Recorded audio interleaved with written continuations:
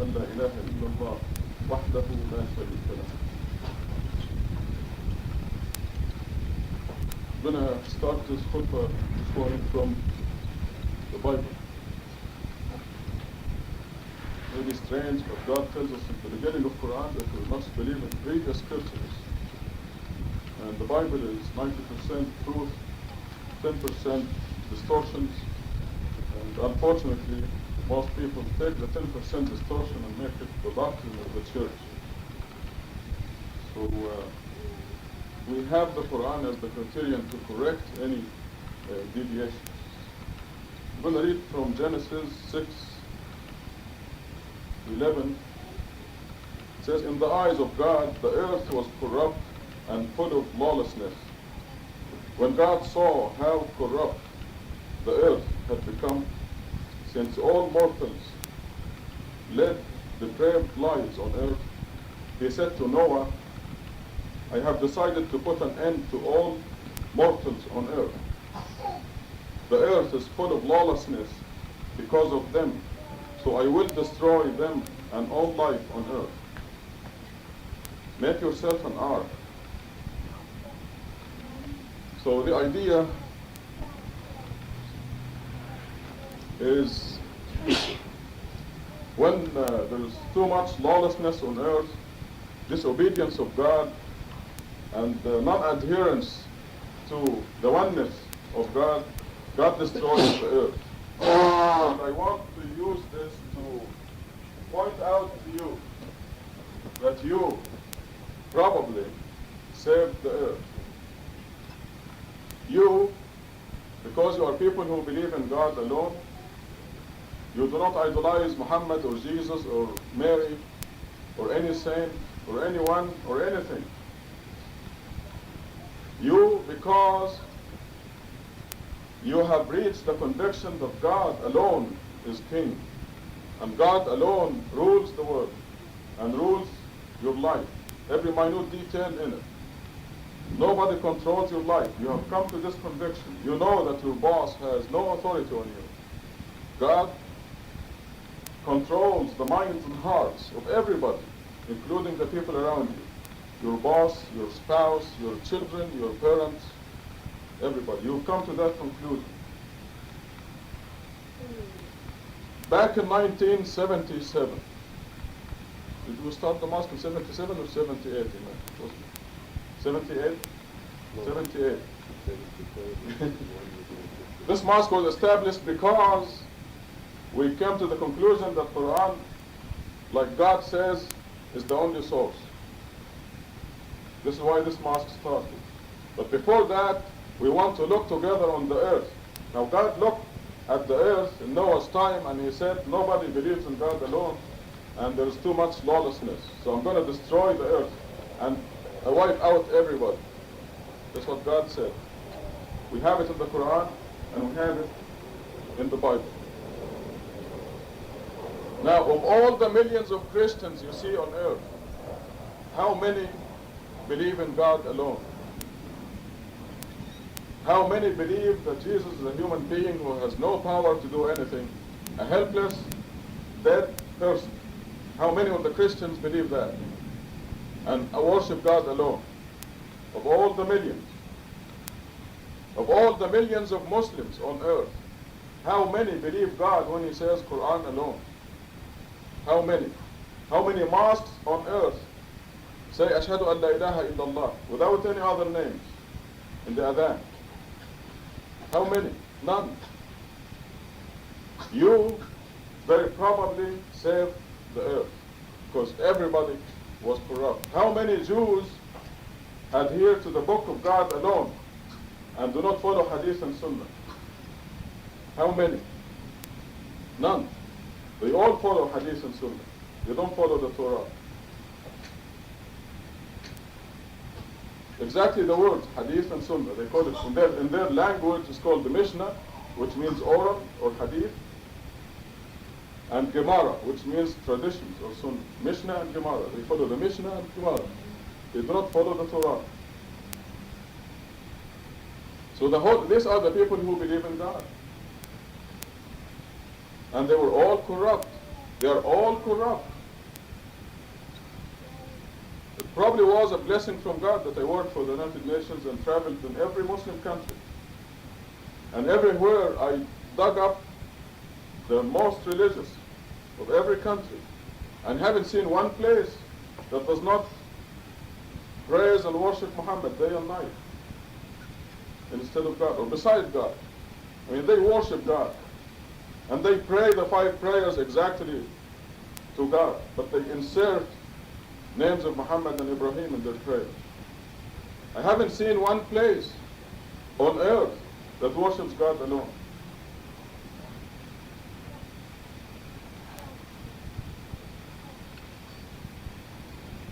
When corruption takes over the earth, there's no need for the earth to exist. The end of the world will come because there will be no one who worships God alone. But it has been in God's knowledge and predestination that the Mosque of Tucson will come to be. The people will worship God alone. This is the only mosque on earth that says Ashhadu an la ilaha illallah, without any other names. By the way, we had 3 people here. You saw me discuss things with them, and they were angry because in our adhan, we say Ashhadu. Guess why they were angry? Can anybody make a guess? Who said that? Yeah, because they didn't say Muhammad? You're wrong. No, because we didn't mention the name of Ali in adhan. They happen to be Shias. We don't say Ashhadu anna Aliyan waliyullah. To each his idol, you know. So, I mean, when they didn't like our adhan, I was just like Fatima. I thought, yeah, well, we only mentioned the name of Allah alone. But they went on to indicate it was because Ali's name was not there. But this is the only mosque in the world that mentions the name of Allah alone and worship Allah alone in our dhikr. I joined the dhikr on every spot on earth. There isn't any dhikr that has only the name of God. And when corruption spreads in this way, God destroys the earth.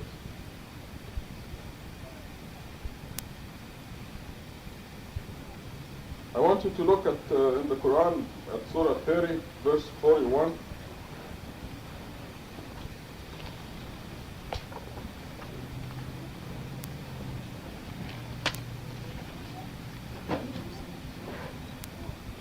That is page 278. Verse 41 says, corruption has prevailed throughout the land and sea due to the people's work. In my new translation, I'm going to have this misery instead of corruption, misery. Therefore, he makes them suffer. Well, it's self-explanatory. He makes them suffer the consequences of their works, that they may return.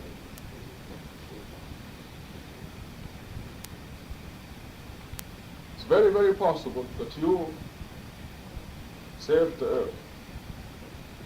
Do you hear what's happening in California? Did you see what happened to Malibu Beach? All those mansions turned into sticks. This is God.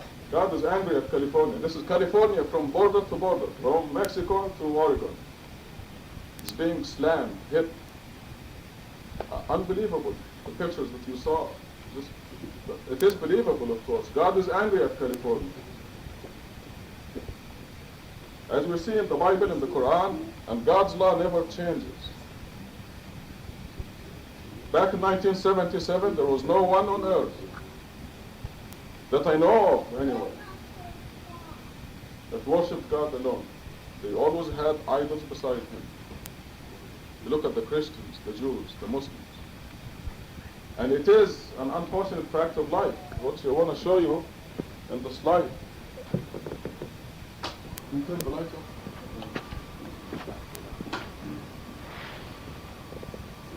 This is a statement in the Quran, which is the majority of people, no matter what you do, will not believe. Are not believers. And this statement here says the believers, the majority of people will not even believe in God. And then you take the minority, that is the believers, and God says a statement of fact that is assured by two double negatives. That the majority of the minority, the majority of the believers are idol worshippers. Mushrikun, idol worshippers. They worship God, but they also idolize Muhammad or Jesus or Mary or somebody or something. They just cannot come all the way to La ilaha illallah, to worshiping God alone. So if you are with the majority, you're in deep trouble. Even if you are with the majority of the minority. If you are with the minority of believers, you have to find out, are you in the majority of this minority or are you in the minority of the minority? You're elite of the elite. And it's very difficult. Problem is, these people who are believers but they fell into idol worship, they think they are righteous. They sincerely think they are righteous. As we see up here, they think that they are rightly guided. They think that they are rightly guided. They think they are rightly guided. Repeated in the Quran. And here this is a verse that we're familiar with on the Day of Judgment, where they say, by God our Lord, we were not idol worshippers. On the Day of Judgment, face to face with Allah. And they swear that they were not idol worshippers.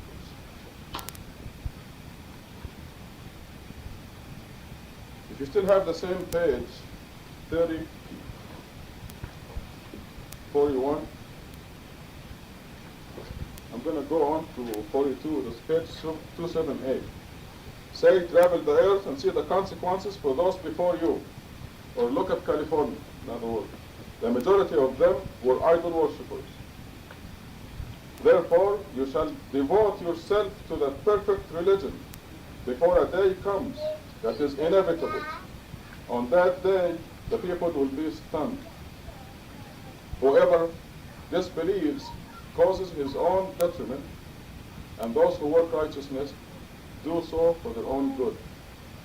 God bestows his grace upon those who believe and work righteousness, while those who disbelieve are displeasing him.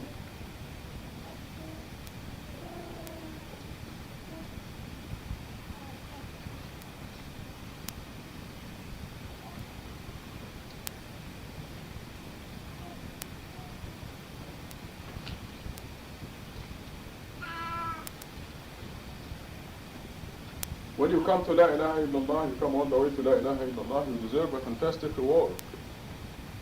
Because as you see, you are a very small minority of the minority. You're a very special person when you come to La ilaha illallah. And Satan will concentrate all his forces on you. He does not want you to make it. Because when you make it, making it means kingship on earth, sovereignty on earth, and ruling all your surroundings, perfect happiness in this world and in the hereafter. And that's nothing easy. I mean, to qualify for a job, you go to the university and work your head off for 4 years to qualify for a job. So to qualify for kingship on earth, what do you expect? It's very difficult. And this is why, let's look at 29:2, Surah 29, page 270. ALM, do the people think they will be left to say we believe without being put to the test? We have tested the generations before them, for God must distinguish those who are truthful from those who are liars. You cannot be left, you will not be left alone to say I believe. You have to be put to the test, and it is a severe test because there is too much at stake. There's kingship on earth at stake. There's perfect happiness. So you'll have to be put to the test because God wants to show you to the angels and to tell them, look at my creature. Under any circumstances, he believes in me. Look at Surah 12. 38. Let's start at 38. Surah 12,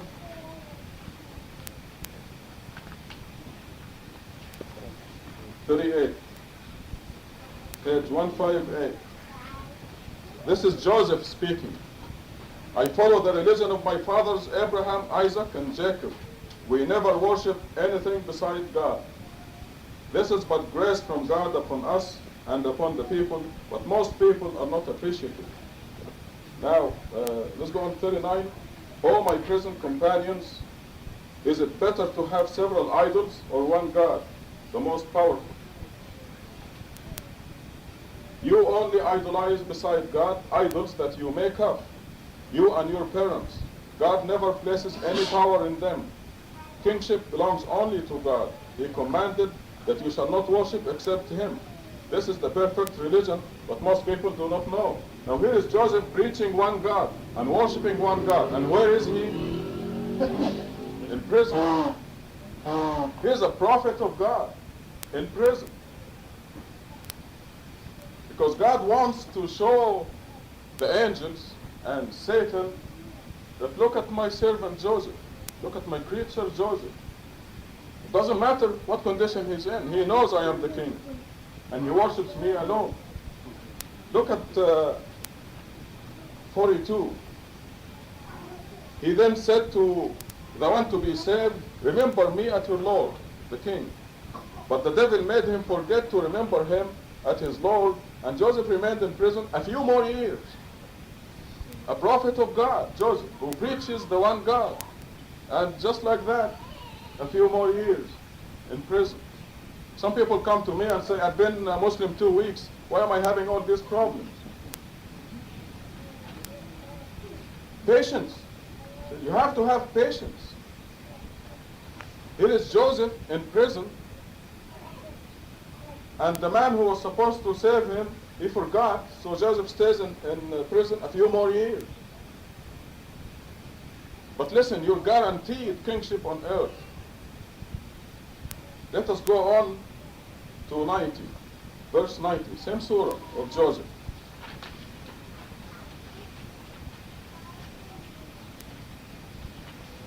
What does 90 say? Page 162. They said, you must be Joseph. It's his brothers. He said, I am Joseph, and this is my brother. God has been gracious to us. If anyone works righteousness and steadfastly perseveres, this is required. Patience, steadfastness, perseverance. You can't come to Islam 6 months and then demand kingship on earth. You must steadfastly persevere. You must prove that you really believe under any circumstance. You have to be put to the test. But you are in God's eyes throughout the test. He may push you to the brink, but He will always watch over you. You will never fall. Because if you fall, He'll hold you back. But you will be on the brink, because God wants to be proud of you. And He wants to tell Satan and the angels, look at my creature, doesn't matter what conditions he's in. Now look at 110 of the same surah. Page 164. Just as the messengers reach the point of despair and imagine that they have failed, our victory comes to them. We then save whomever we will, while the guilty can never evade our retribution. So when you reach the point of despair, you're a believer in God alone, nothing changes your conviction, then comes kingship on earth. Joseph was a king on earth, and he was controlling the provisions for the whole Middle East. His brothers came from Palestine all the way to Egypt to beg for grain, and he was giving them a camel load per person. He decided that. He was in full control of that. He was a king on earth. His brothers, his parents, they fell prostrate before him. He became, this is what is guaranteed to you. But you have to steadfastly persevere. You have to prove yourself.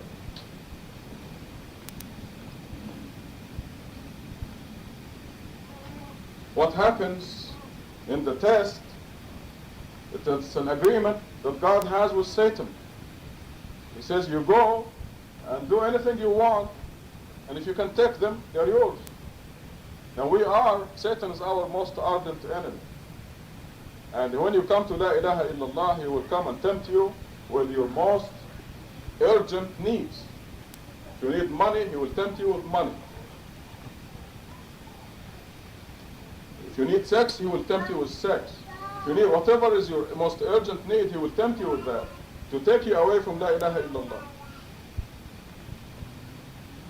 And if you fall, his bait is delicious and powerful. The bait for the fish must be the best. You go and when you go fishing, you pick out the best bait. Salmon, eggs. Well, let's find something better. Worms, whatever. The bait must be fantastic for the fish. But as soon as you catch the fish, what do you do to it? You cut its head and you fry it in oil. You take its intestines out. This is what Satan will do to you. Once he has you, because he's our enemy. So the test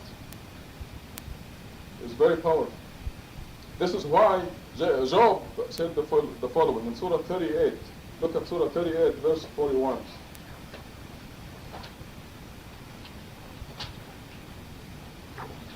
38, 41, top of page 312.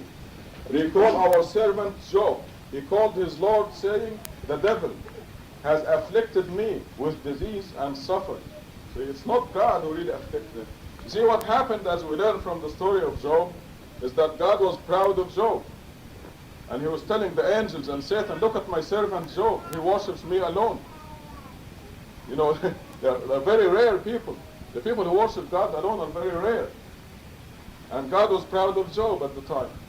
And he was telling the angels, look at my servant Job. And Satan said, well, look at him. He's rich, he has a family, he's not under any pressure, so why shouldn't he worship you? And God said, okay, I'm going to lend you Job for a while. Now remember, Job is always in God's eye. And Satan has limits where he can go. So Satan started to work on Job. And this is why you see, recall our servant Job, he called his Lord saying, the devil has afflicted me with disease and suffering. He knows.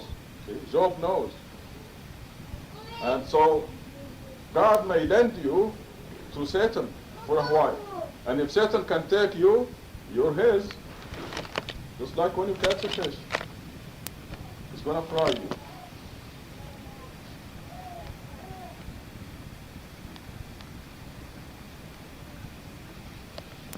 You must steadfastly persevere, and you cannot flunk a test.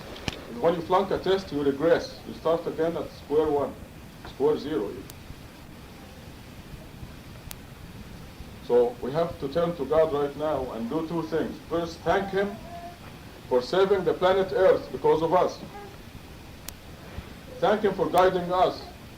Whatever led our steps to this place, me and you, this is the greatest blessing that ever happened to you. And we have to thank God for it. And then we're going to ask God to keep us on the path. Steadfastly persevere, no matter what happens. Steadfastly persevere. La ilaha illallah. Nothing will take us away. Tubu ilallah. Repent.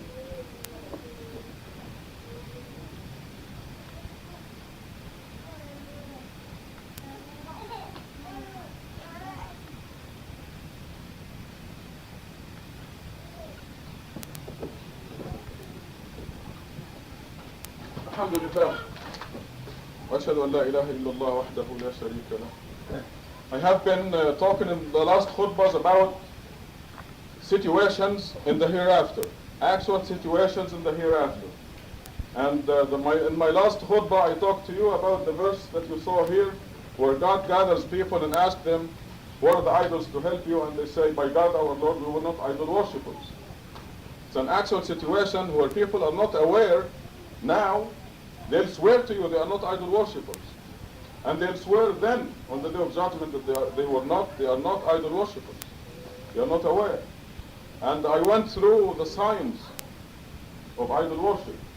That they cannot stand to talk about Allah alone.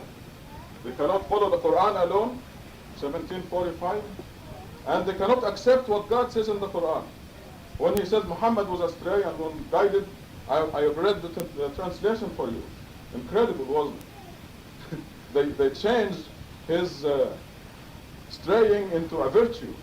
That he was lost in love for people, for his people, whatever that crazy translation was. And I will continue that situation of actual situations in the hereafter. Uh,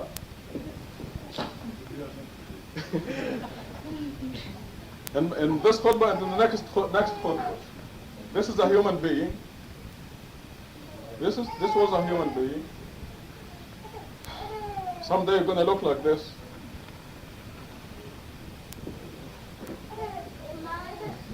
Someday you'll look like this. Just imagine handsome Abdullah. He's going to look like this someday. Beautiful Rahima will look like this someday. For some people like myself, this is an improvement. This person had beautiful teeth. See, look at the teeth. He needed braces. Now, this is a person that lived on earth, just like we are now. And you can imagine how many times the judge was eating. And this happens to be a girl. And she, can you imagine how many times she chewed food? You can look, you can see the teeth, how much the food affected her teeth. She probably worked. She had a boss. She ate lots of food. She drove a car, maybe. She had fights with her friends, relatives. She yelled at them.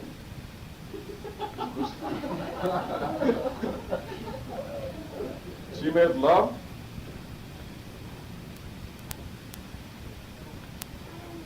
I don't know how many miles she walked.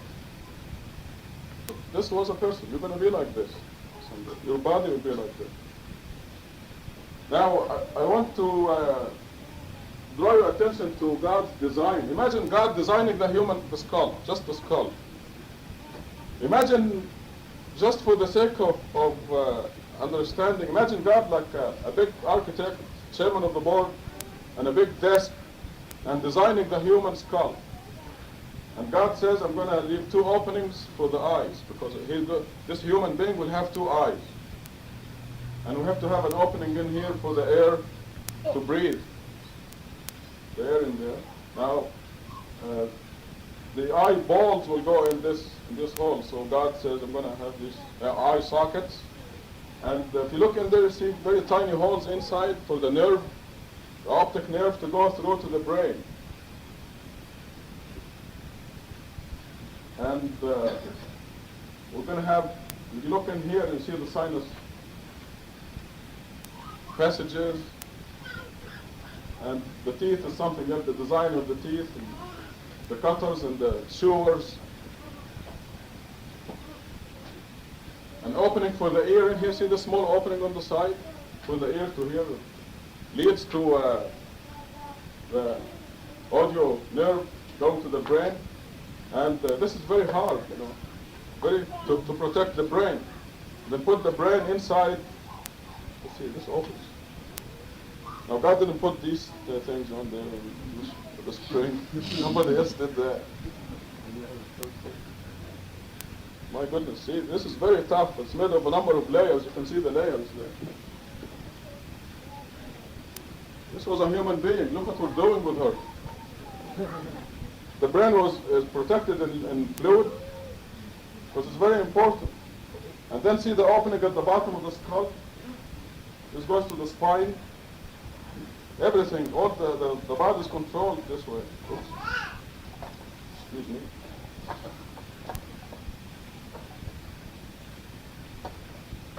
Now I want to move on to a situation in the hereafter. This person, this was the garment that this person was wearing. But the person herself is asleep. She doesn't know that she died.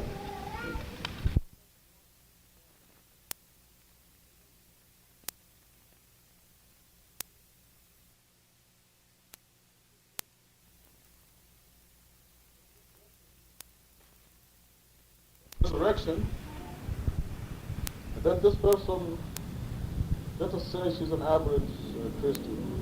or an average Muslim, for that matter, an average Jew who fell into idol worship. So she would get up, she would rise there.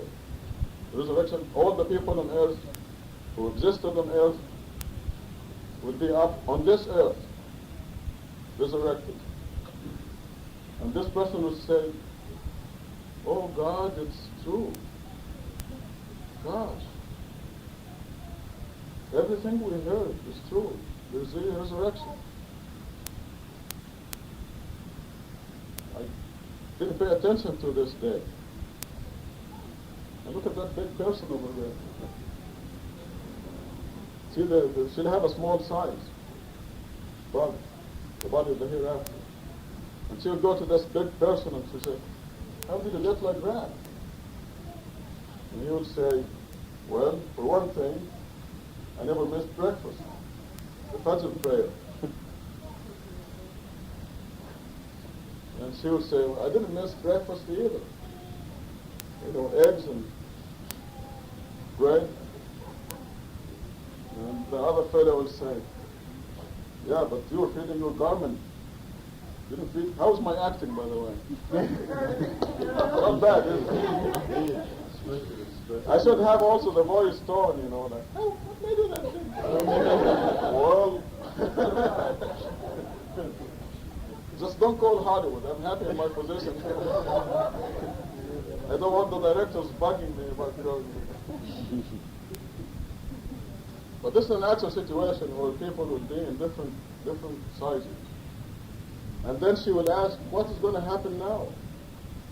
You would say, well, the next thing that will happen is God will come to this earth. And the energy associated with God is equivalent to millions of hydrogen bombs.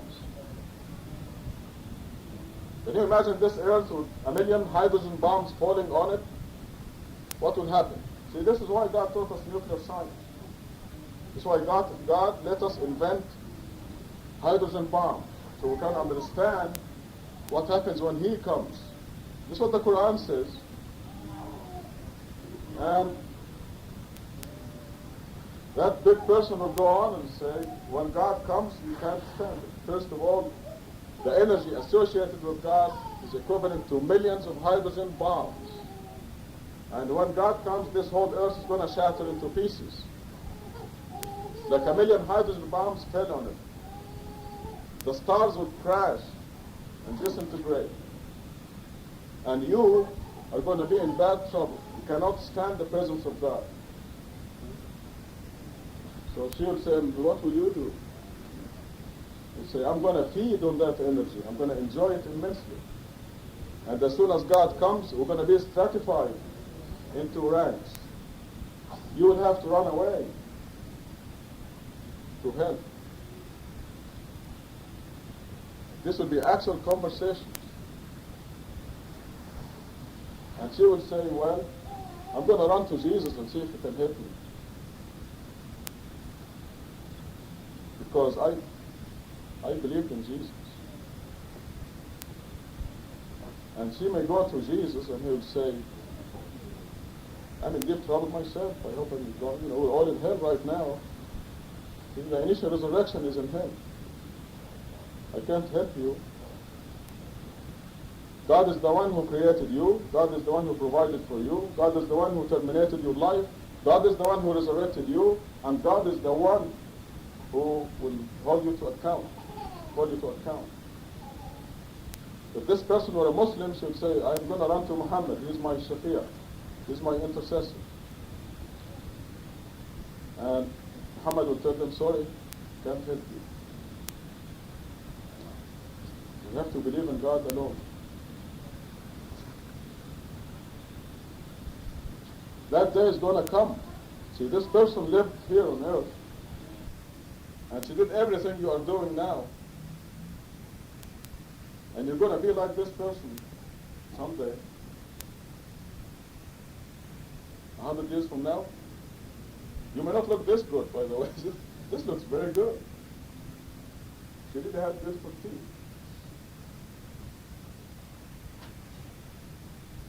So we must, in order to stay on the path, we must remember those actual situations that will be here.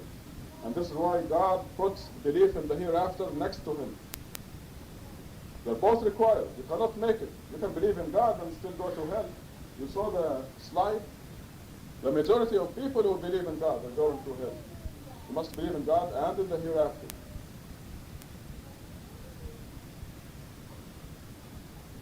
You must never neglect to feed your soul. Because this is what the body will look like. And people like myself will play around with it. You know, she didn't know that, did she? Somebody will play with my skull someday. You know, I don't care. It's a garment that I throw away. Remember your old clothes to give away? Do you care who's doing what with them now? Your body is just like that. Old clothes. Old garment.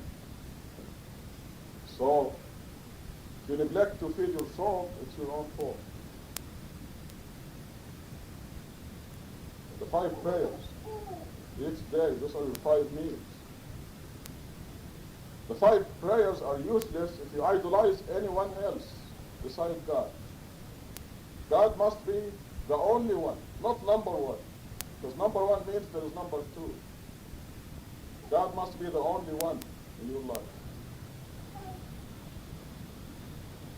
اللهم اغفر للمؤمنين والمؤمنات والمسلمين والمسلمات والاحياء منهم والاموات وكفر عبادتك وطاعتك وحدك يا رب العالمين. عباد الله ان الله يامر بالعدل والاحسان وايتاء ذي القربى وينهى عن الفحشاء والمنكر والبغي يعظكم لعلكم تذكرون. اقم الصلاه.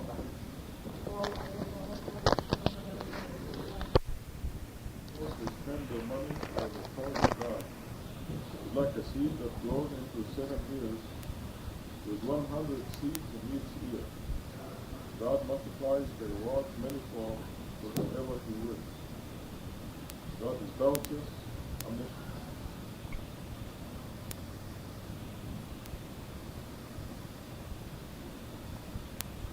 So this is the self-explanatory. It's the minimum reward for charitable actions. For every dollar you spend, you get 700 minimum. Not necessarily, you don't get it back necessarily in dollars. And maybe necessarily you get it in dollars, but you also get it in health and happiness. So you come with the means to enjoy it. 262, those who spend their monies in the cause of God and do not follow their charity with reproach or insult, will receive the recompense from the Lord. They have nothing to fear, nor will they grieve. What we're seeing here is the etiquette for charity.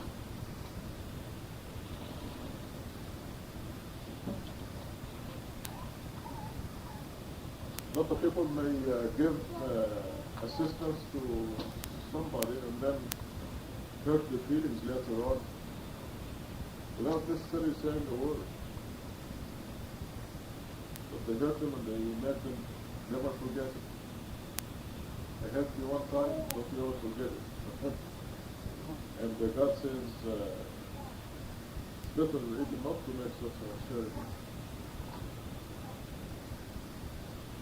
Those who spend their monies in the cause of God and do not follow their charity with reproach or insult will receive the recompense from the Lord. They have nothing to fear, nor will they grieve.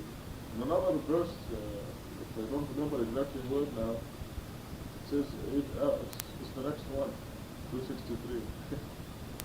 The kind words and compassion are better than a charity which is full of insult. So, better to be kind and compassionate than to help someone and then make them never forget by insulting them. God is bounteous, clement. The idea is that the money that we have is not really ours. Something that God is lending to us. It is God's money. He said you spend on yourself and you also give to charity. So, 264. O you who believe, do not nullify your charity by reproach and insult. If you do, you will be like one who spends his money only to show off, while disbelieving in God and the last day. His parable is like a useless rock, covered with a thin layer of soil. When heavy rain falls, it leaves it solid. They harvest nothing from their effort. God does not guide the disbeliever. I'm going to read it again, 264. O you who believe, do not nullify your charity by reproach and insult. So this charity that's followed by hurting people's feelings are like somebody who's being charitable while disbelieving in God. It's all in vain. Some people are very charitable. They help a lot of people. They build hospitals, have charitable organizations, but they don't believe in God.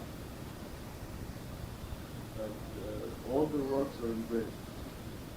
Because our existence here, we are here not to be charitable. We are here to worship God.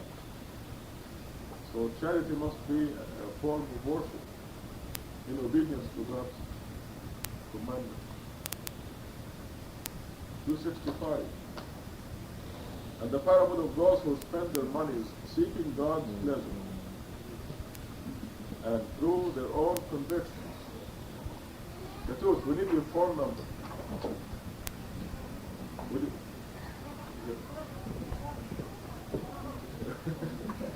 We were looking for your address and phone number all over the place.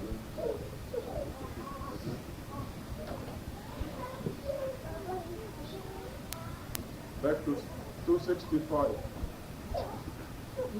And the parable of those who spend their money seeking God's pleasure and through their own convictions is that of a garden on high and deep soil. When heavy rain falls, it gives double the crop. If heavy rain is not available, a light rain would suffice. God is seer of everything you do. See, the Quran teaches the principles of agriculture. If you want good land, you have to make sure that it is deep and high. And of course, there must be enough water supply. 266. Would any of you wish to own a garden of date palms and grapes with flowing streams and all kinds of fruit? Then as he gets old and his children are still weak, the garden gets stricken with a holocaust of dirty crops. God thus explains the revelation for you that you may reflect. Again, this is emphasizing that when you help somebody, you don't keep rubbing it in the nose. 267. O you who believe, you shall spend in charity from the good things you earn and from what we produce for you from the earth. Do not pick out the inferior thereof to give away. When you would not accept it for yourself unless your eyes are closed, you should realize that God is rich, worthy of all praise. So this defines for us what are the things that count for charity. Give away old clothes that you don't need anymore, that's not charity. Just to actually looking for disposal of your old clothes. Instead of throwing them in the garbage, giving them away to something. Charity must be as good as the things you have. Of course, it doesn't mean you don't give away your old clothes to poor people. You give it away, but you don't count it as part of the zakat or charity, or that charity at all. It is not charity at all. Actually, that person may be doing you a favor by getting rid, helping you get rid of the old clothes. 268. The devil promises you only poverty and exhorts you to commit evil works, while God promises you forgiveness from him and blessing. God is bounteous, omniscient.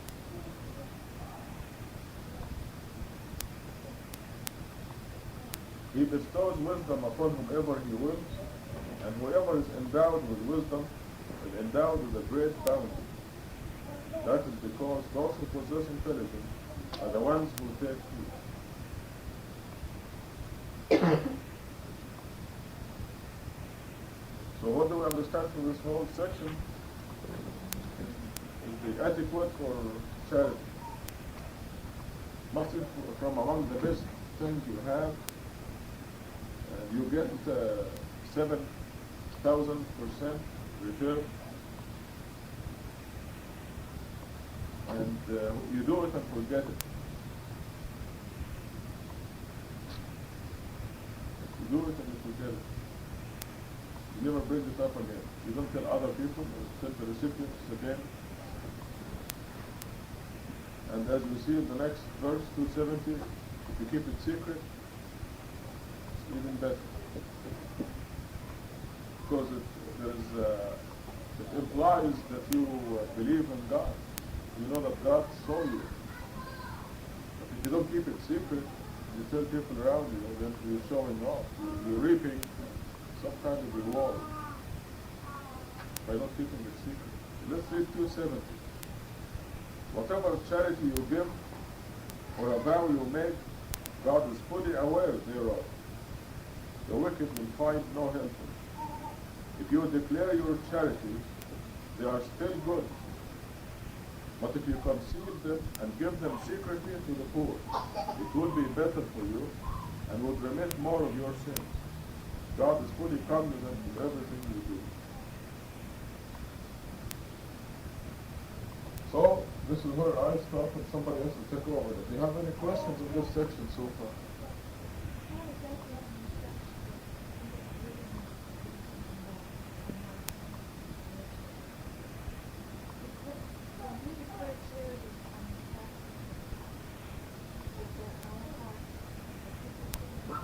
No, for sure, it was not.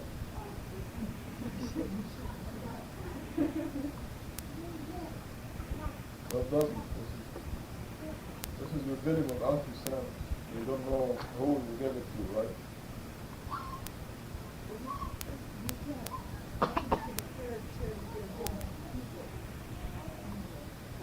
Yeah. But how many people read your text and tell? Just you don't even know who you are, it's just a computer. Right. Totally impersonal. So how many people do you know read your IRS return? Doesn't this really mean if you go around and pretend like you're a big giver, you know? Yeah, if there is any show off or you reap any benefits, that reduces the benefits that God has for you. This would also show a lack of faith in the hereafter, in a way, because you're getting the benefits, you think you're going to get all the benefits you can in this life. Yep. So, you know, it's lack of faith. When you keep it secret, I said you will empty testimony, you should believe in God, believe in the reward in the hereafter. Probably the same as in many hospitals actually, some rooms is donated by this person. This person is Right. And they demand that. You definitely can know it. It has to be in grass, and it has to be very good. Sometimes they do it themselves. I should see the publication like that today.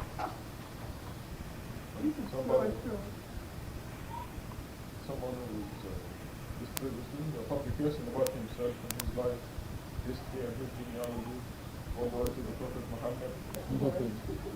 And he calls himself the champion and what? Oh gosh, I can't remember. Strong man. Yeah, champion and strong man of Singapore. Of Malaysia, not just Singapore. He's not southern. I'll find out. You shouldn't say it, no. He's a strong man of Malaysia. This is one of them.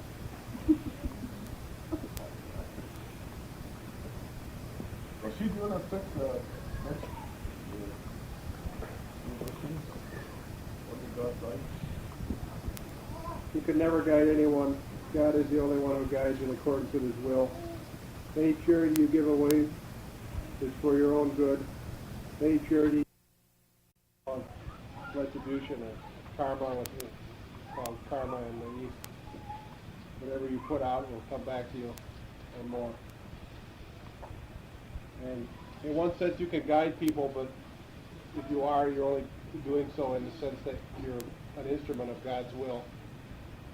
And this reminds me of Yasin, which I've been reading a lot. Whether you warn them or you warn them not, they will not believe.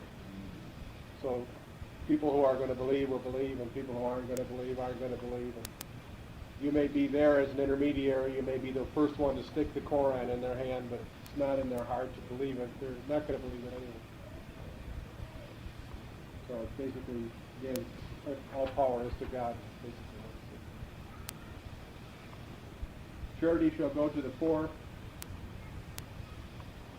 who are persecuted because of their belief and trapped.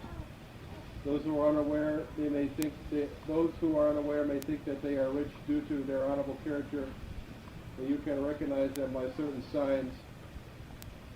They never annoy the people by begging, and any charity you give, God is fully aware of.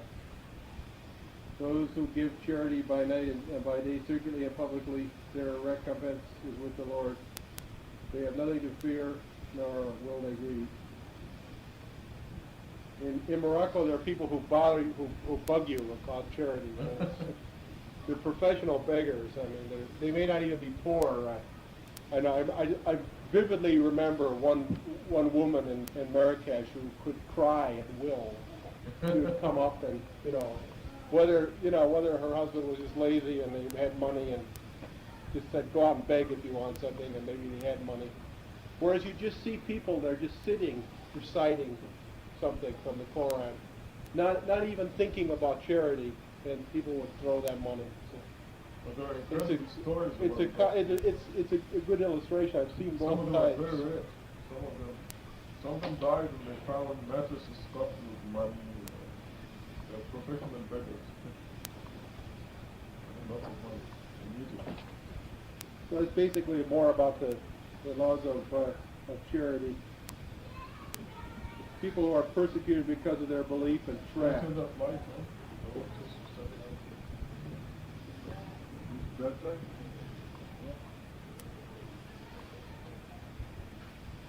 So it's just again saying that charity is a good thing and it's one of the 5 pillars, and it explains a little bit more about faith.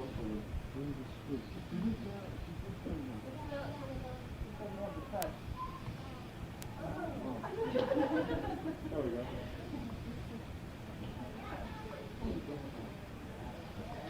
Get back to Rashid. These 3 lines are about 3 ayahs are about charity and the poor who are persecuted for their belief and trapped. What does that mean in Arabic? Well, they can't immigrate, move to another place where they can earn earn business. Some people are trapped in their property and just can't move around.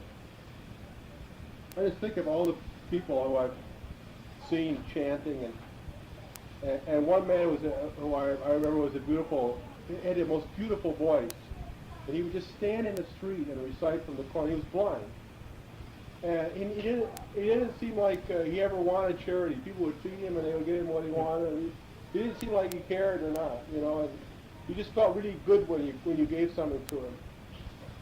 And then there were these professional beggars who would just go around and I like that. they just go around and you didn't know if they were really, I suppose if you were a tourist and you didn't live there very long, you wouldn't really know for sure, but and on the other hand, if you've ever been to Marrakesh, you know that if you feed all the beggars in Marrakesh, you'll be a beggar yourself. It's really in Morocco and in the East, begging is not illegal. I mean, it's actually something that people do professionally. So I think these 3 verses are making a distinction. Here you can't just go around and ask people for money, for a handout. You're considered a bum or a transient or something like that. And it's really, you can be arrested for vagrancy or something like that. That's right. I don't know. They or something. They put, no. They play guitar and they. Well, that's really them begging, though. I mean, they're doing something. just the predominance of begging, all right? It's not very predominant in this country compared to. It's just not very predominant to see people standing around on the street with a, you know, with a. Over there, they didn't have social security or welfare. And you'll see another guy with his showing his stump off, you know, to show what, you know, no leg. Make sure you see it, you know, or somebody walks up to you and shows you that he doesn't have any arms, and he wants to. It's a different. Some of these professional beggars will actually cut their leg to do that. So it's really the people who are persecuted because of what they believe that deserve charity the most. You can recognize them by their signs. Okay, they never annoy people by begging. And these beggars can be very very much of a nuisance. You think that beggars in Morocco should go to India? And they can be champion runners, I tell you that. I remember I was riding in what's the name of those carts that people pull? Rickshaw, right? Rickshaw. I was riding in a rickshaw that was pulled by a motorcycle, maybe a modern. We didn't have human beings pulling them anymore. And the streets are crowded, and I must have had like 12 beggars follow me, wherever I go. Like to look successful or something. Speaking in Hindu, very fast. Of course, extending their hand, and you know they're beggars. But then I get in the rickshaw, and the driver goes very fast, and the 12 boys are still around the rickshaw. and then he'd go really fast, and we'll get rid of the horses for about a minute, and then he'd slow down because of the crowd, just a minute, and here at 12 again. They run for an hour after the station. They're very fast. Runners. Really, I mean, they can win marathons and make millions of dollars in this country. But that's nothing compared to Morocco. And now in Egypt, we had lots of beggars until Nasser came and he wiped out that disease. He put them all in jail. I mean, he didn't give him any help.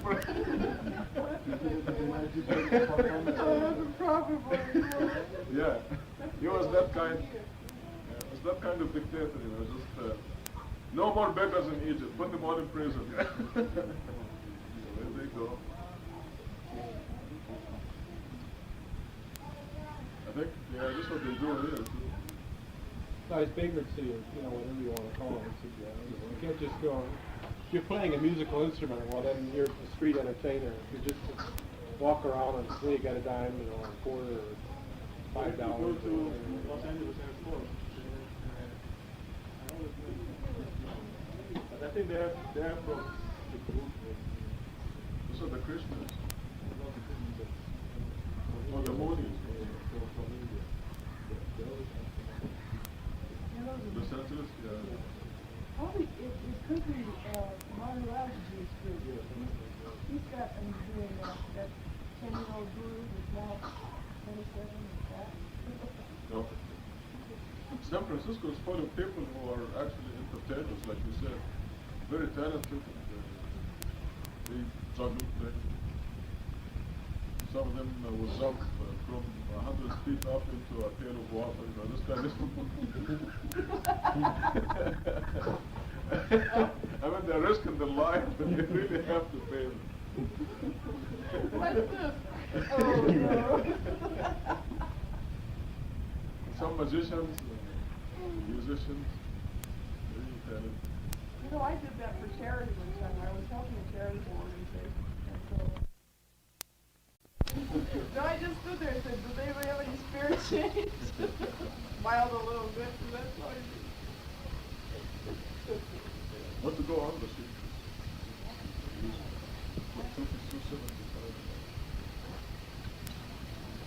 Those who earn from usury stand like one who is struck by the devil's touch.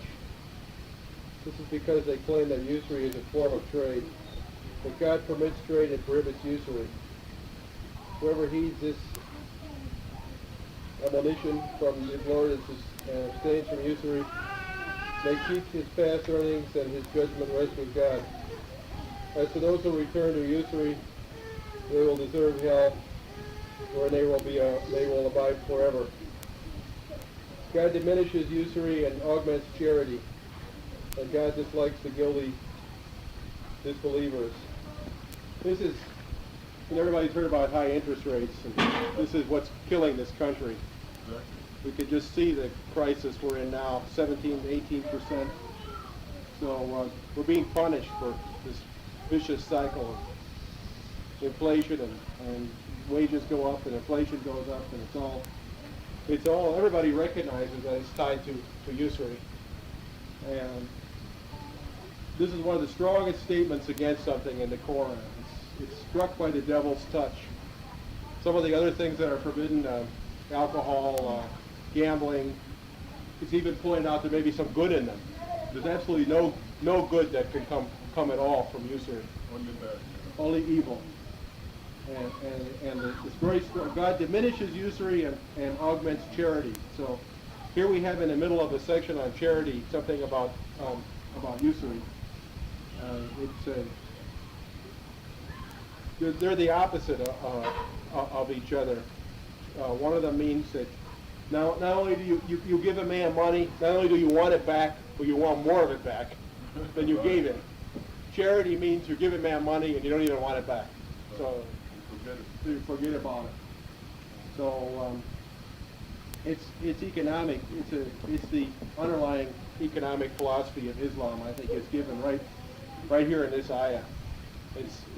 Trade is permitted. Usury is forbidden.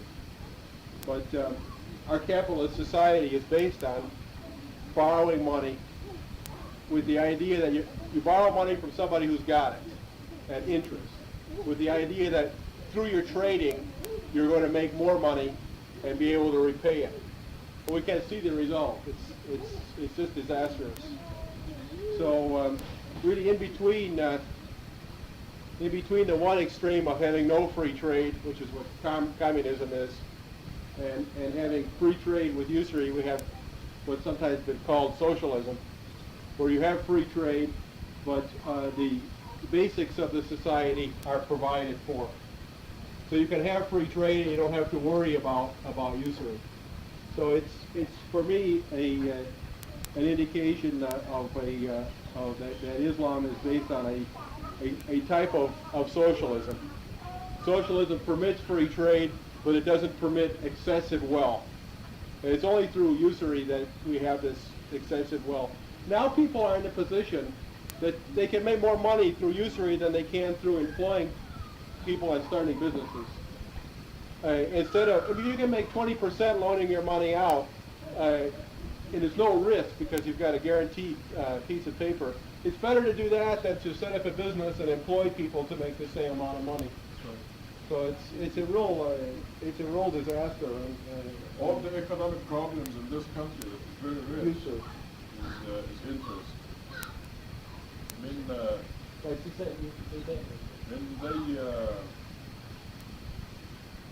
complain about inflation, but when you buy a house, it's $50,000, for example. And when you calculate after 30 years of paying for it, with interest and everything, the actual price is $150,000, not $50,000. So where did the $100,000 go? $100,000 will go to employees and salaries and tall buildings. The skyscrapers in every city are Home Federal Savings, FEMA Savings and Associates, Great Western Bank. I take this myself to the extreme that I don't like to walk into banks. I have no bank accounts. I get paid by a paycheck. I usually go to the drive-in window. That's the closest I like to get to them. It seems to me that banks are great houses of sin. Worse than taverns, because after all, alcohol is supposed to have some good. At least some poor guy is making some money. Okay. Right. There's some production of something. Yeah, but I mean, at least there's some work involved. Whereas banks are centers of great sin. I really abhor them, and I have no dealings with them whatsoever.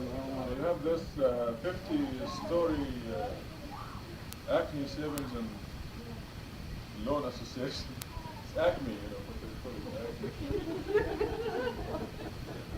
This one, Acme, is very popular. One of my favorite names, Acme Plumber, plumbing company. I call it Acme Savings and Loan Association. And it's a tall building for employees who produce nothing. They just administer sucking of people's blood. Is there any restriction on Homeowners. trading? Huh? For example, in Turkey, if you have a business, you get it very easily. I mean, because they buy one, they sell 5 or 10, maybe even more than 100 times. The interest? No, not the interest. For example, if they buy something $1, they It's sell in for 100 10. or 100, I don't know. Is there any restriction, I mean, on that? Sure. That's taking advantage of the people. Isn't it true that some of the Arab banks themselves, the big Arab banks, they're involved with usury? The Arab money funds. They're the worst. All the people They who work flunked the test. if you work in the bank, does that mean that you also commit this, you help this bank to operate? That means, You're earning from usury. If you work as a bartender, are you committing a sin? That's the same question. You don't drink yourself. I think the question is, do you have any, are you making money with usury yourself? If you work in the bank and you have no money in the bank, and you make no money from interest yourself, what's this a job for you? No, but you're earning from usury. It's certainly isn't a desirable profession. I suppose Now, you could, part of the banks do invest in certain things. You really have to study it very carefully. But there are chemical companies that produce things, and there are builders who produce things. Hundreds of companies that produce. Islamic economy is a productive economy. Now you notice the statement here that God diminishes users and augments charities. Now God works in funny ways. To us, they're funny ways. And today I was using that example of the lottery in Arizona. The state of Arizona last year started the lottery. And for the first time in the history of Arizona, they have $100 million deficit in their budget. Now those who designed the lottery, which is a non-productive gambling prohibited by Islam, by God, in the Quran and in the Bible, when they put it down on paper, they were supposed to earn money, become rich, reduce the burden of taxes on the people, etc., etc. But God diminishes sinful earning, gambling or usury. So the state ended up with $100 million deficit. Doesn't make sense, does it? To them. To us, we understand it perfectly. Because they resorted to sinful earnings, breaking God's law, whether it is usury or gambling, they have to be poor. Even though on the paper, we are making money on the paper.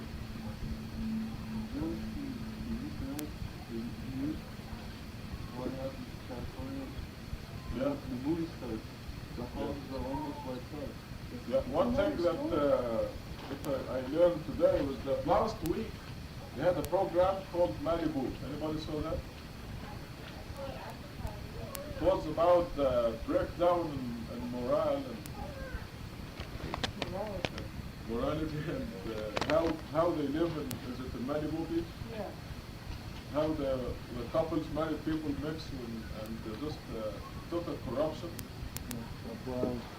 It's God was showing them in advance why I'm going to give you a beating.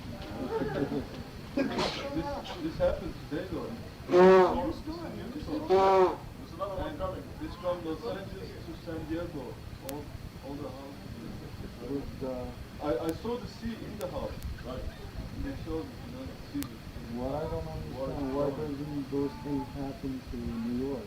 Oh my God. Oh, they happen. They happen. New York's been bankrupt. They take turns. So Texas has anything to do. They take turns. I can show you in Sura 13. Because God is doing all these things. There's a mountain in New York. It's cold. You get down to 90 below. That's something in the summertime. Very much not. I'm scared of New York. You went there one time and I got lost in time. Finally. I go to Highland and get lost.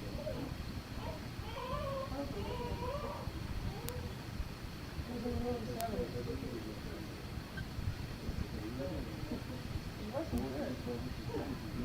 good.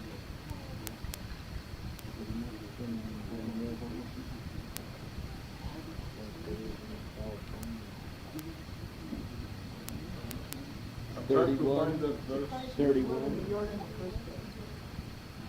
Punishment to live in New York in the first place. Everybody's being punished by living there. I believe it.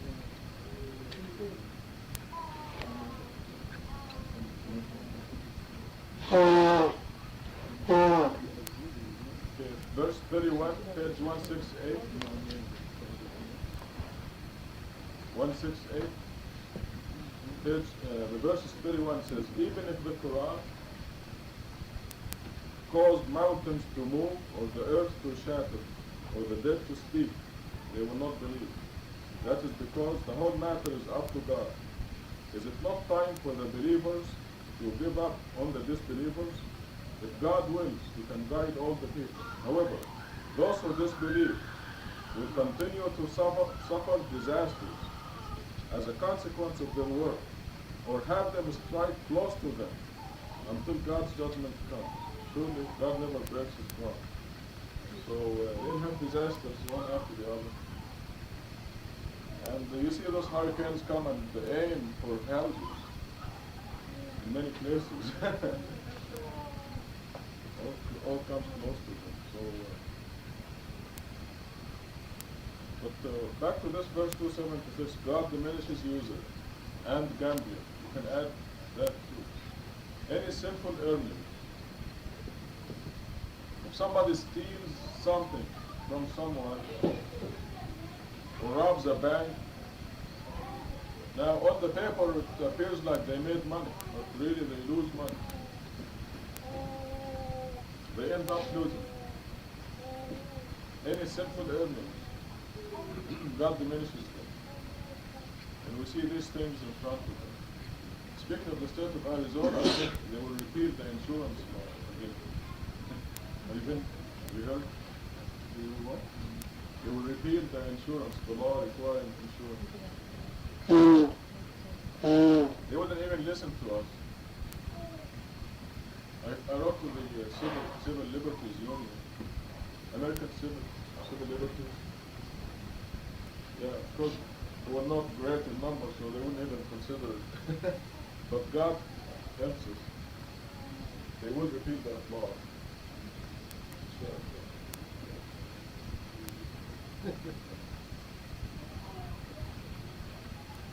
Back to Rashid 277. Those who believe in works righteousness and observe the Salah and Zakat, their recompense is with their Lord. They have nothing to fear, nor will they grieve. O you who believe, beware of God and refrain from all forms of usury, if you are really believers. If you do not refrain, then expect a war from God and His messengers.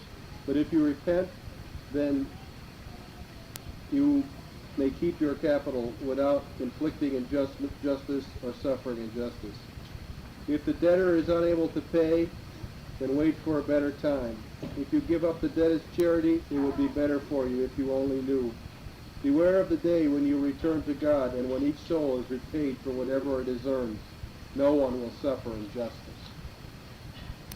Again, speaking of the sin of usury and the justice of God. So even if you have a bank account and you're in a money lender's account, 25,000 or more, you know, you make a lot of, that money will just be lost, is what it's saying. And there's no way you can win from usury. And even if you win in this life, someday you're going to be held accounted for. You'll return, and you'll have to. There's another surah in the end of the Quran which talks about the rich being questioned for what they did. They'll actually be interrogated. Right. That's a good word. They'll be interrogated for what they did. The wealthy people. I don't know which one is. That's a very fitting piece. Which one is the? You know which one I mean about the There's one in almost at the end. It ends with they will be interrogated with for what they've done. Right. But there's even a better one in Surah 9 where it says their gold and silver will be heated up in hell and they will be burned with it. Here's what you hoarded for yourself. Yeah, hoarding. You are preoccupied with hoarding until you go into your graves. Indeed, you will find out. Yes, you will indeed find out. If you could only find out now, you would envision hell. You would envision it with an eye of certainty. You will be asked about your hoarding. So, interrogated about your hoarding. So this relates to that. That people will return to God and they will be questioned about their usury and the excesses of wealth they have. People, unfortunately, in this country are worshiping the dollar so much that they're becoming very uncharitable. They can actually be charitable to the country and save it from the economic problems they have. If you look, the biggest problem in this country is a deficit. $100 billion deficit. Now this $100 billion deficit can be wiped out in a week. Now $100 billion deficit for 200 million people. Let's say America has 200 million people and the deficit is $100 billion. This means $500 per person. If the people are charitable to the government and give the government $500 each, the deficit will be wiped out, okay, as charity to Uncle Sam. But they don't want to do it. Now 500, I cannot pay $500 to Uncle Sam. Fatima cannot pay $500 to Uncle Sam. But there's a very rich person somewhere who can pay for 10 of us, right? $5,000. How many people in this country can give away $5,000 to save the country? So what I'm saying is, with all the rich people in this country who can pay $1 million, 10 million, $500 per head can be given to the government to solve the whole deficit problem with all the interest problems that go with it and everything else.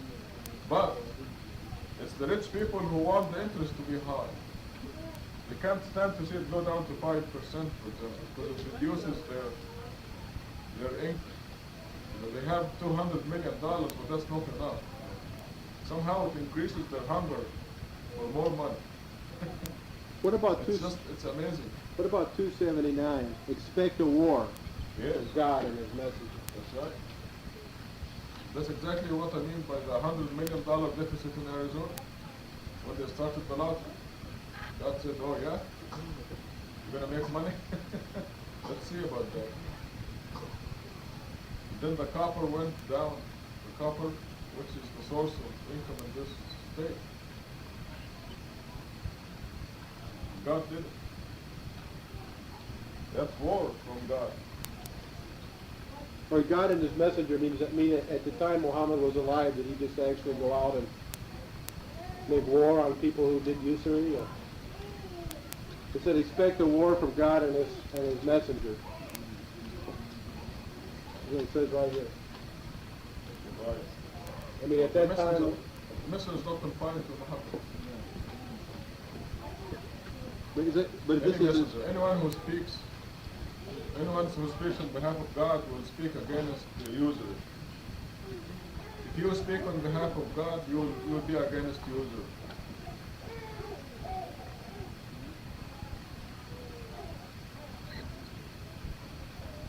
Right? You are speaking against usury, aren't you? yeah. So, when you speak When you're speaking on behalf of God, you're a messenger of God. Messenger is not confined to Muhammad. I guess that most people interpret the word messenger in the Quran to exclusively apply to Muhammad. That's another form of idol worship. They ignore all the statements in Quran that Muhammad is not the last messenger, he's the last prophet.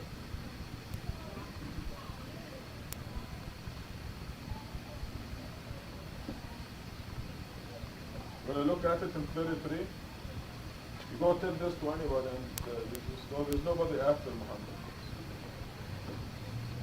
Surah 33, the verse is 44, I believe.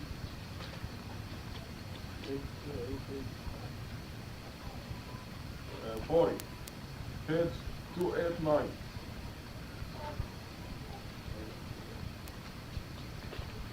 Page 289 in the top, it says, Muhammad is not the father of any of you. He is a messenger of God and the final prophet. He brought the final scripture.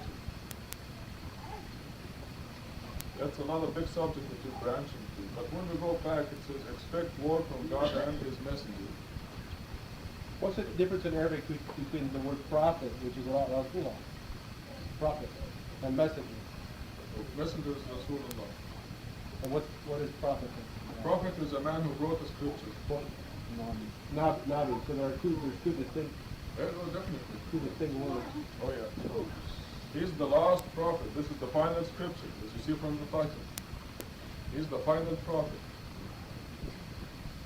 But every village has a messenger. The Quran says every generation, every village, every community, you have a messenger.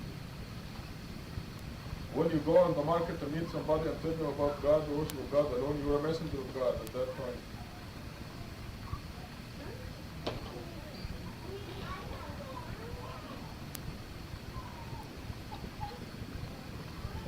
That's another subject, but it's throughout the Quran. I'm sure you come across all those verses. So when it says obey God and his messenger, it doesn't say obey God and his prophet. No? Right? So you're going to come to many conclusions from that point. It's a very important point. Not only obey God and anyone who preaches the one God. Any person who comes to you and say worship God alone, obey that. Because this obeying means you're going to worship more than one God. You're going to idolize someone besides God. So, if anyone comes and tells you, look, what you are doing is wrong, it's against the law of God, and those people say that they can mock at you, then God says here in this verse is saying that, you know, I'm behind of him, I'm telling you, for example, if I heard, I have some grievances to, for example, that I get upset about it, and God says, I make it even worse. I don't understand the question. If God and his messenger expect more from God and his messenger? If somebody comes in that says, don't do the usury, don't, Right. put your money for, Productive services. to Don't break get God's money. law. Yeah. And they said that you're just You're not. not, right. And then if he gets upset, he gets upset and he feels that I wish that he should be punished. And the God says, I will punish you. Just like his law. He's quoting the Quran when he says to you, Yeah, so that person will be fighting them. Yeah. Will declare war on them. Right? Right. So that person who's preaching God's message is the messenger of God. Yeah. Nope. They made it up positive. The final messenger and the final prophet. So is there any place in the Quran where it says he is the final messenger and the final prophet? Because they use this expression a lot in the Arab countries, that he is the final messenger. They made it up. So Ahmad thinks it in the Quran, but it is not. Besides, it says that they'll send messengers to every generation, so that doesn't make much sense. If it's 1,400 years since then. So does that mean that the last 1,400 years we lost out? That wouldn't be fair.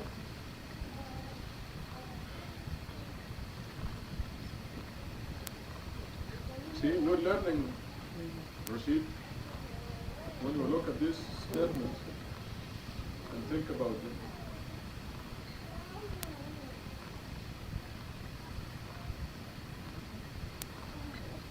So this country's deficit can be wiped out, but the rich people who can do it don't want to do it.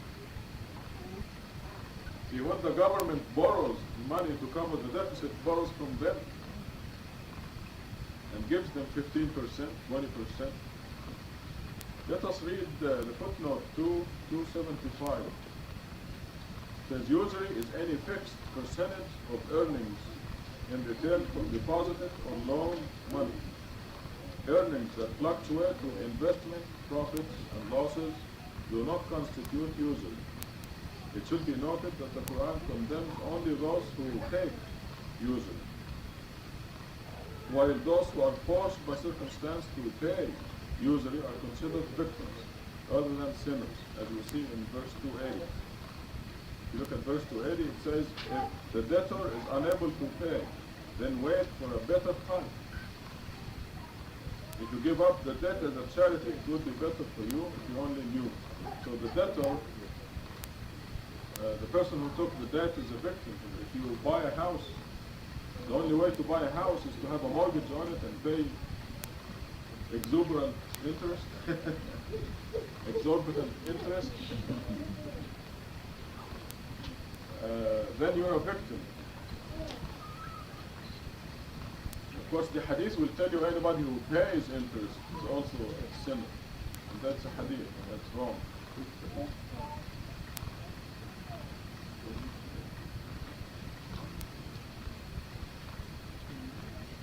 Any of you meet some other people and say that if you pay interest, it is haram?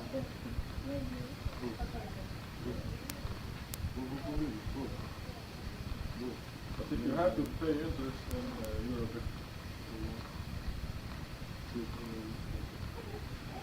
Any other ideas, Rashid, on this?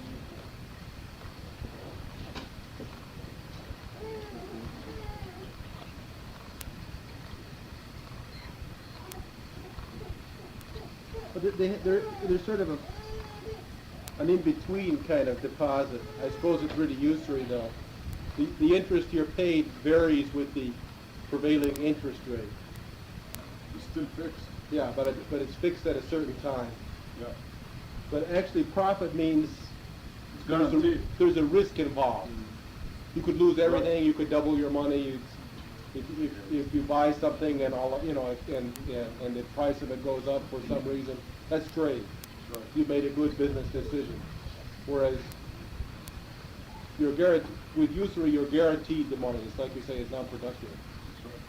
I remember we were discussing this the last time we had the Quran reading, and after we discussed it, Mariam came to me and Lisa came to me and they said, you have money in savings, you can't keep them in savings, so when I put them in the stock market, can you recommend something? I did recommend something and the stocks went zoom away there. And bless their hearts, they lost money in that transaction, but they didn't come and blame me for it. And I'm sure God made it up to them. So they were not interested I even think that checking accounts, I think even though there's no usury involved with checking accounts, I think they're bad. That's just because you're dealing with the bank. I mean, the post office has a very good way of paying your bills. You can buy a postal money order. I mean, you have to send checks sometime for your bills. Your electric bill and your gas bill, you can pay them at drugstores and No, but if you're But just using the bank as a depository where you're writing checks and you're not earning fixed percentage, then it's perfectly all right. That's just my opinion. It's like going into a bar and having a Coke. Well, it's okay to go to a bar. If you carry the cash in your pocket, you're subject to loss. You can lose it, or thing gets stolen from you. There are other ways of protecting your money besides carrying it in your pocket. Yeah, but it's not haram though to use the bank as long as you're not earning fixed income.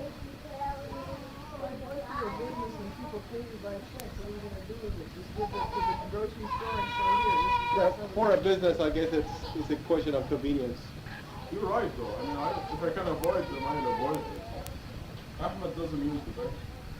Ahmed Aslan. You don't use the bank. I don't use the bank. Yeah, Mujahid doesn't use the bank.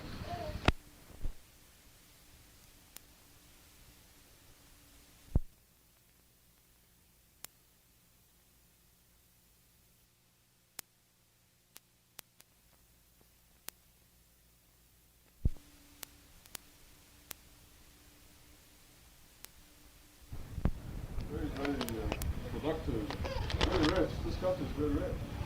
So much land, so many minerals, and the economy would be fixed if it's an Islamic economy. There's no interest. You can charge the cost of handling your money, your investment, not fixed. So the stock market, it seems the way it operates is not really an investment either. Some people do use it for gambling. Yeah, that's what it seems to. Right. If people buy and sell every day, and, this is their business. They're just moving the money from here to there.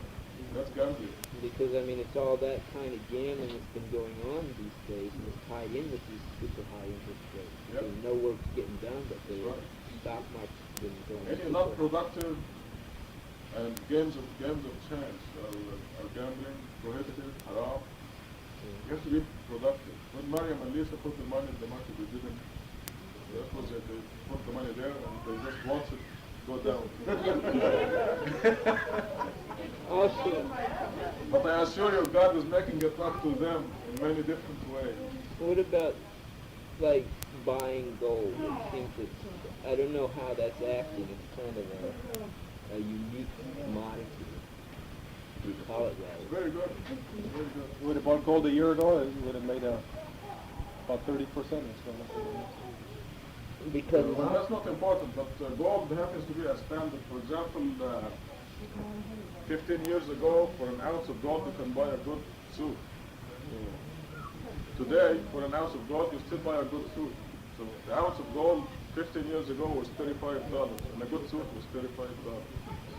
Now, an ounce of gold is $500, and a good suit is $500. So what I'm saying is that you're stabilizing your money. But it seems that that's kind of used. If you kept your $35 in your pocket from 15 years ago, it'd be worth 1/10 of what they really are. So this is where gold comes into picture.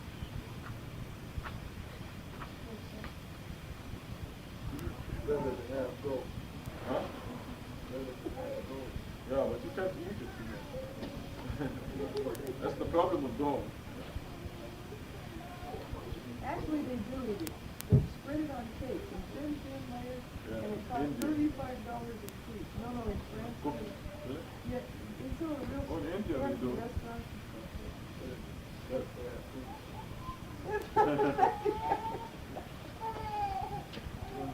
Oh, where you going?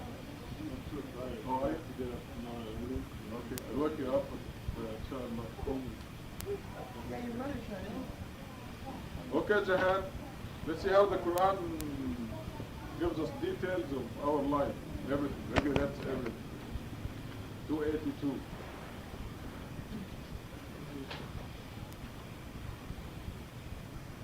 Write down my intention. Or you believe when you carry out a long transaction for any period, you shall write it down. Let a scribe write it down equitably. No scribe should refuse to write the scribe's money. Let him write how the debtor is. Dictates. Shall observe God is Lord and never cheat. That or mentally incompetent or incapable for some reason, unable to dictate its agents shall dictate it. You shall have two witnesses from among your men, or one man and two women, who you accept as witnesses. Thus, if one woman is biased, the other will be biased. You better believe it. The witnesses shall not refuse to give their testimony of that. Do not neglect to write down all the witnesses, no matter how small or extensive, including the consequences. This is more equitable in the sight of God. It ensures the accuracy of justice and minimizes the doubt. The transaction is trade on the spot. You commit no sin by not writing it down. So you may have witnesses thereof. No hardship shall befall any scribe or witness. If you apply, then the hardship never will be good by your part. If you observe God, God will teach you. God is omniscient. If you are traveling and no tribe is available, then a bond should be placed. If you trust each other in this manner, the one entrusted the bond shall return the whole truth and observe God and say, you shall not conceal anything with witness. Anyone who conceals the testimony will be guilty of that. God is fully aware of everything you do. To God belong everything in heaven and earth. Whoever declares his thoughts and conceal it, God will hold you answer to us. He will then forgive every world and every world. God is omnipotent.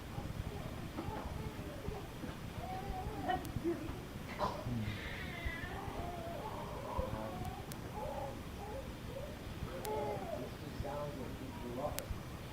What about? What's happened? What's This is a really good example of for the people who say you need Hadi and Sura for points of the law not covered in the Quran. Yeah, So how much more detail are we supposed to Blasphemy. get, you know? exactly. In any event, it says if you observe God, God will teach you, so you don't have to go anywhere else, even if there is something that isn't covered. The blasphemy is that they don't believe God when He says, this is all you need. Okay, Jihan, you want to say something about that? Well, it's not really much to say. Aisha. Aisha, Aisha, tell us about this page. Otherwise, the other Aisha will tell us. Okay, Jihan.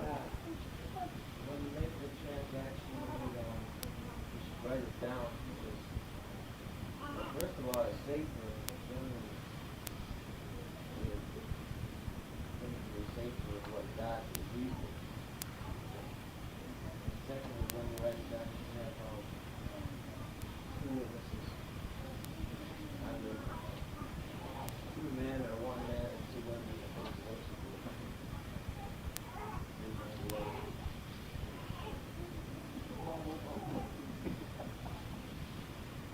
If you traveling and a slide isn't available, all the things In other words,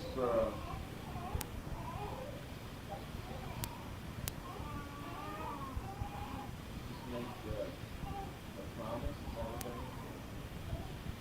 no,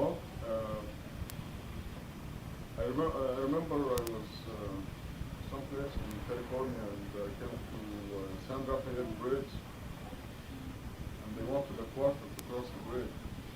I didn't have the quarter, so I wanted to post a bond. So I wanted to leave my jack, the jack of the car. So that's a bond. I'd like to think of a bond that will make you come back and give him the quarter. Some type of collateral. Yeah. Huh? Right. You're traveling in the desert somewhere and you don't have any money and you meet somebody and you say, I need $10. And there are no scribes or witnesses or nothing. You just met this fellow. And you want $10. So you can give him a jack as a bond. No? You wouldn't let us. You have no quarters and they wouldn't let you go.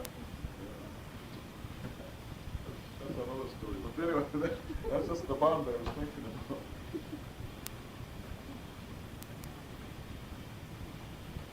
I mean, how would they know? I mean, how would anybody know if they went through or not, except for them and, Oh, these gates. yeah, I know, but who's not activated by it? San Rafael Bridge. I know where that is. I was coming from Sacramento to Berkeley. Where I lived. I never forget that because I was a foreign student, new in this country, and they wouldn't let me pass the court. I begged, I did everything. They wouldn't let me. My money's on the other side, folks. What can I do?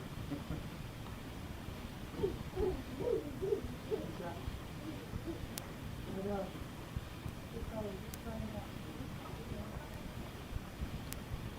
Now this commandment, folks, is very important. You actually do it. Anytime you lend anybody money, unless you don't want it, you write it down and you have witnesses.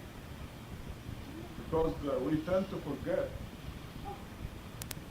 You give somebody $20 and when the time comes you say, yeah, I give you $40.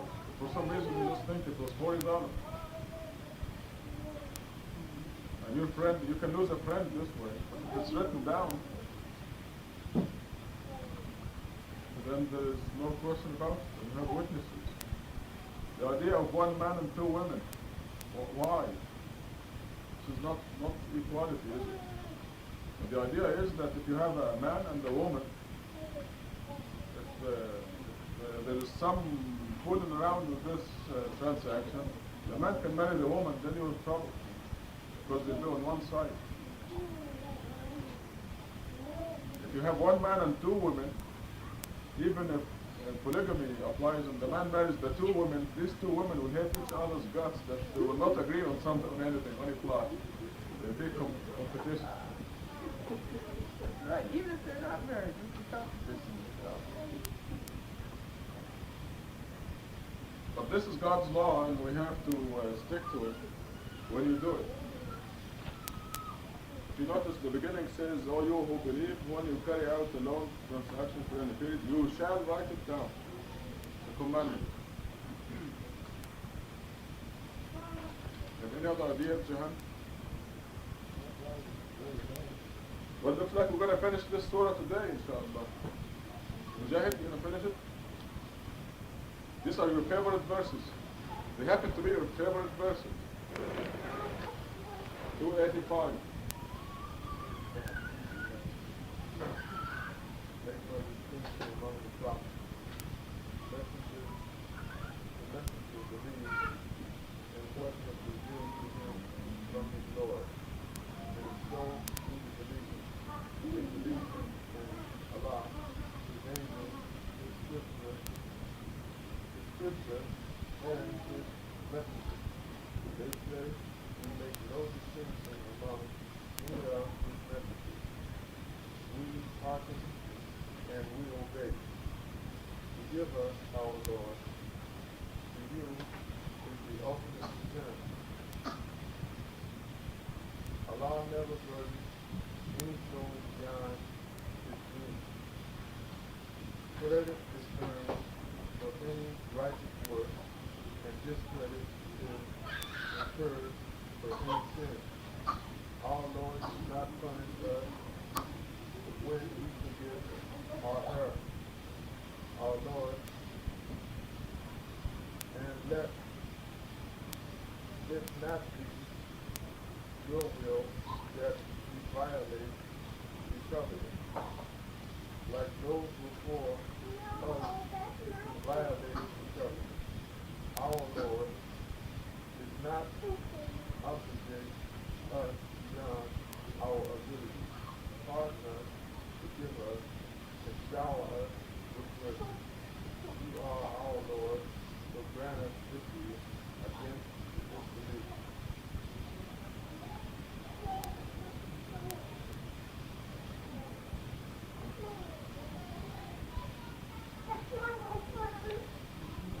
Give us your thoughts on these two verses.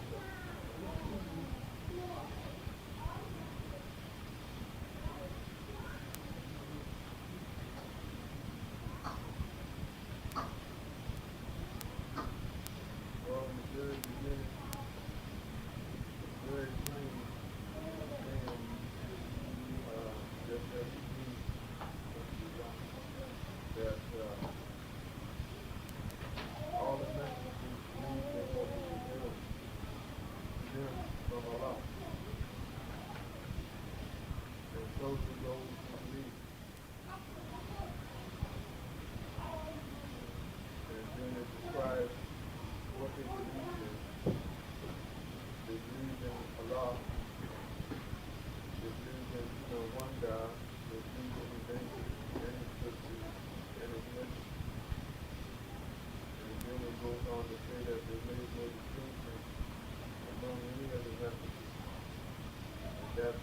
that they will put to obey Allah and to put to ask for forgiveness.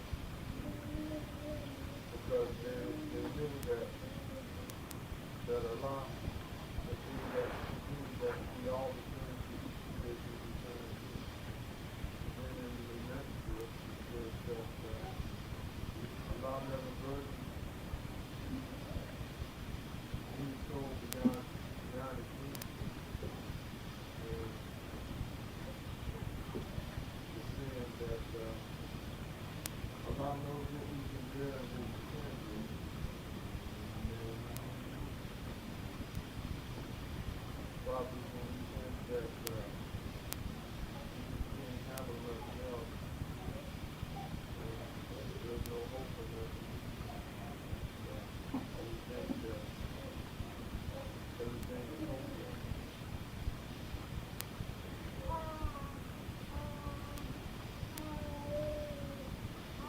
You never know because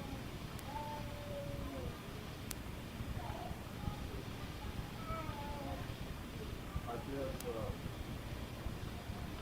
a lot of these customers face resistance, especially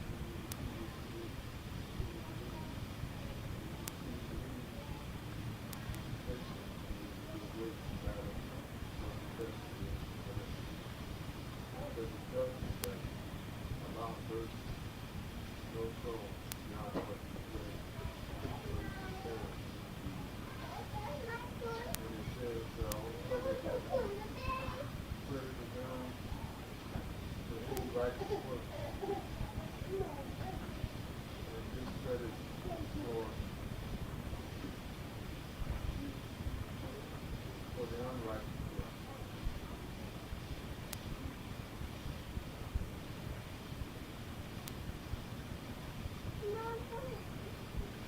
It says that Allah does not punish us when we forget our error.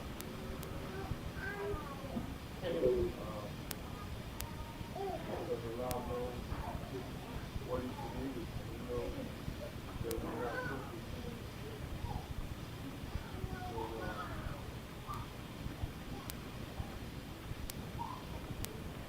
So we have a God to turn to when we need forgiveness, when we make mistakes.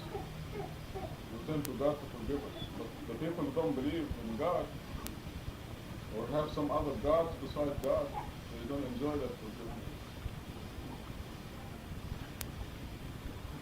They're not really forgiven either. Themselves. But we forget when we make mistakes. Thank God that God is forgiver. Forgives us. Yeah.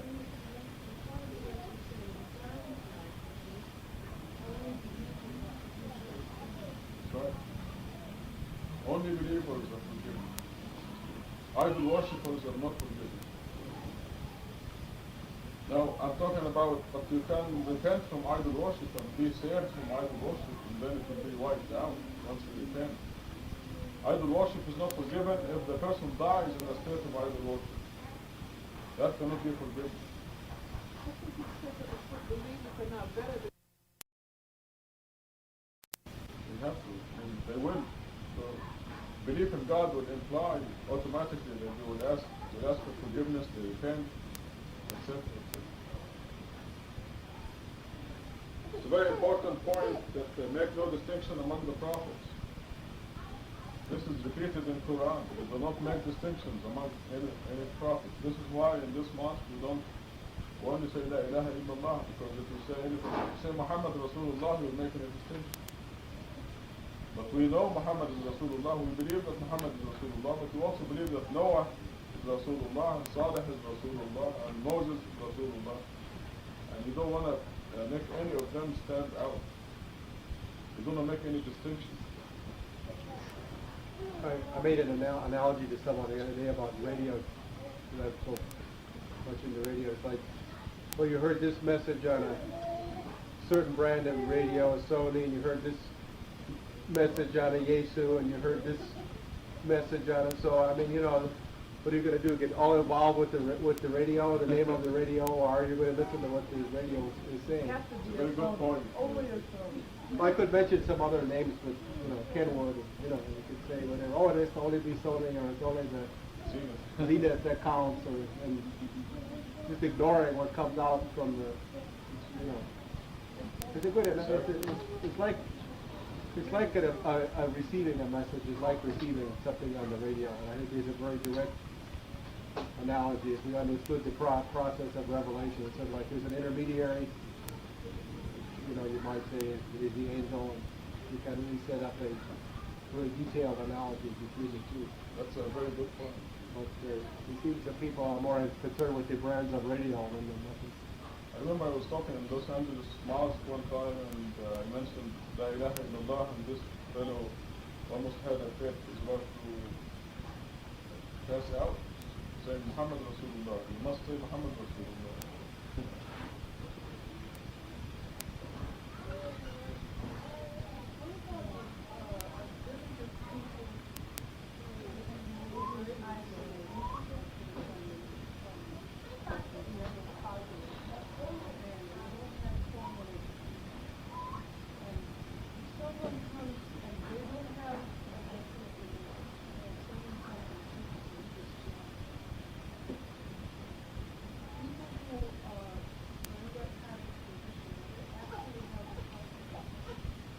Yes.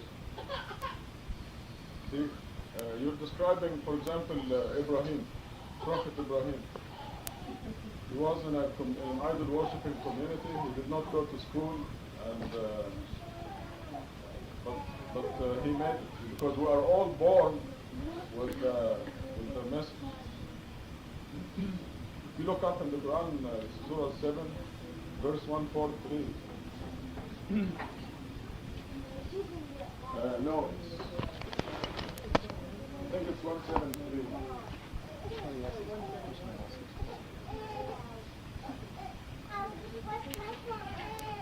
172. Yeah, 172.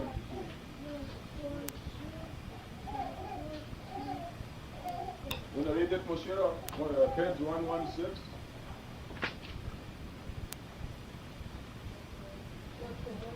Yeah, that's right. Just 172, yeah.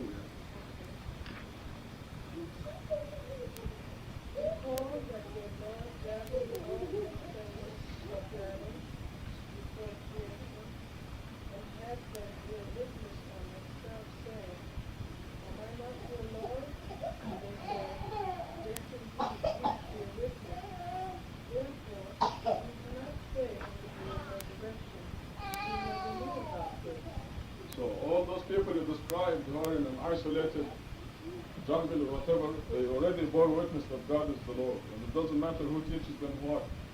They have the knowledge inside them instinctively. There is no excuse. So we all have an instinctive built-in That's right. knowledge of the superior being. Of God. Doesn't matter who teaches what. The only reason people went there and taught them Christianity and they accepted it is that because they deserved that. This is what they actually believe.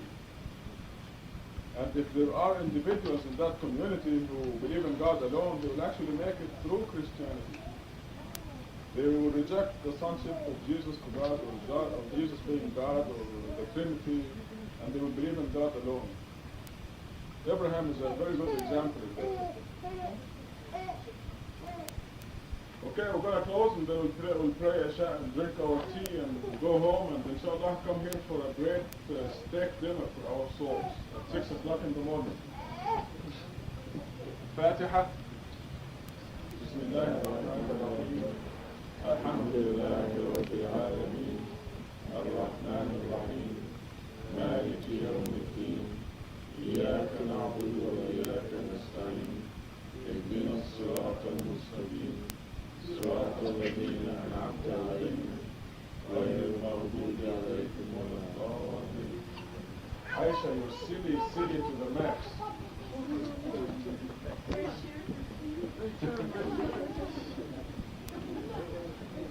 silly Aisha.